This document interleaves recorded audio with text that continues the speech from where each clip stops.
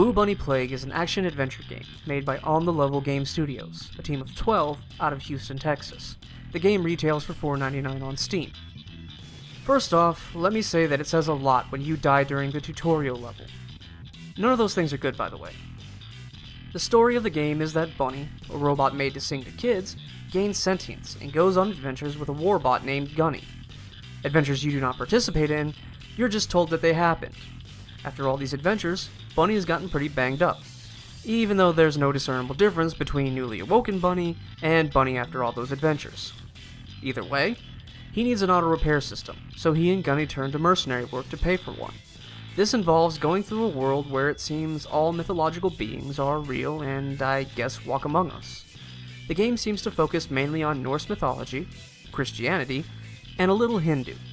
I'm guessing Hindu, as the cab driver uses "we" when talking about gods, and is named Gani, which leads me to believe that he is the Hindu god Ganesha. While he's a bit much at first, Bunny is strangely endearing and funny at times.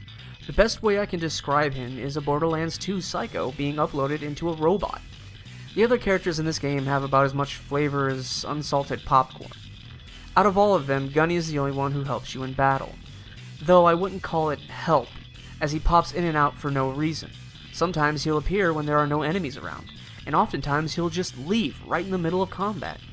He also never helps with any boss fight, and other than the fight with Thor, the game never gives a reason why, though I'm not sure I'd prefer some half-hearted excuse instead. The biggest problem is combat.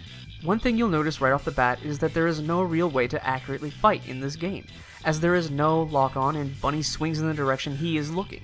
This, coupled with how hard some enemies hit, result in most battles boiling down to you running into a group of enemies, flailing around, then running away from the group and hope you hit one or two of them. Now, you could just stand there and swing at the enemies, trading blows, but this will result in you losing a lot of health, and with how few health pickups there are, and how little they heal, you would end up backtracking entire levels, or simply standing around, doing nothing, waiting for the health carrots to respawn in order to get your health back. You also have a shield. Right-clicking causes a sphere to surround Bunny, an Overshield, if you will. It's strange to work with, to say the least.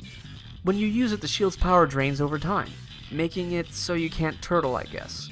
But when the shield is hit, this power drains faster.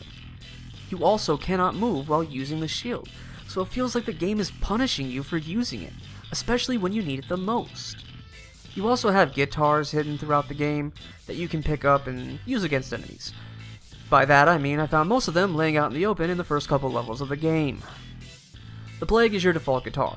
The Streets and the Filthy One Filthy are reskins of that. The Fire sometimes maybe sets foes on fire, putting a dot on them.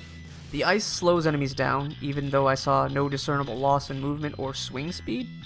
The Electric does a lot of damage to death, if you manage to get him to land in one of the fountains, and that's it. The God Tar can only be used on the final boss, so who cares about the God Tar? And the Useless Guitar is useless. Because it lets you deal damage to enemies without needing to hit them, you'll end up using the Fire most of the game. While still on the subject of combat, there's a strange thing that happens when you fight large enemies. If you run into them, some invisible force will push you back. Nowhere is this more prevalent, and infuriating, than against the boss Gamar. I don't really know how to pronounce his name, so I'm just going to call him Gamar. Trying to run under this giant dog will result in you being flung across the level, usually resulting in you getting stuck behind stalagmites or even the walls of the level itself. Oh, and while I'm on the subject of Gamar, do not fall into the lava in the room before his fight. Not only will the lava kill you instantly, but it will also lock your camera in a looking down position, and only dying again will allow you to regain control of the camera. I was literally able to replicate this bug 4 times in the same setting, by the way.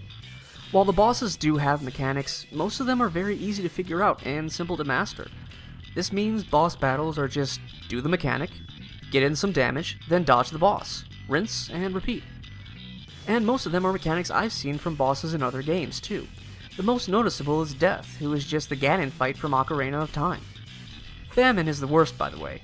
You see, you cannot hit her. Trying to do so is so futile that even Bunny makes mention of it.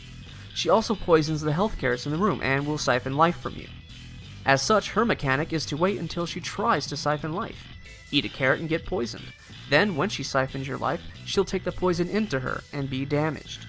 Other than that, she literally prances like a ballerina around the room, so all you have to do is stand next to a carrot, wait for the telltale sound of her casting siphon life, then take 2 steps and eat the carrot.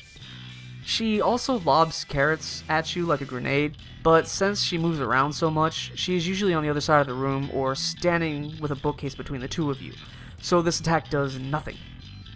Oh, and the 4 horsemen in this game are robots. Don't know why. Now, here's the thing. I want to recommend this game.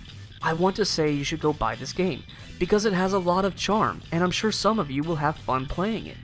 But for me, all the fun and the charm I found was soon buried under a pile of bugs, frustration, and questionable design choices, and it is because of this that I cannot recommend you buy this game. This has been Theo Tubes with a review of Boo Bunny Plague, and I will see you next time.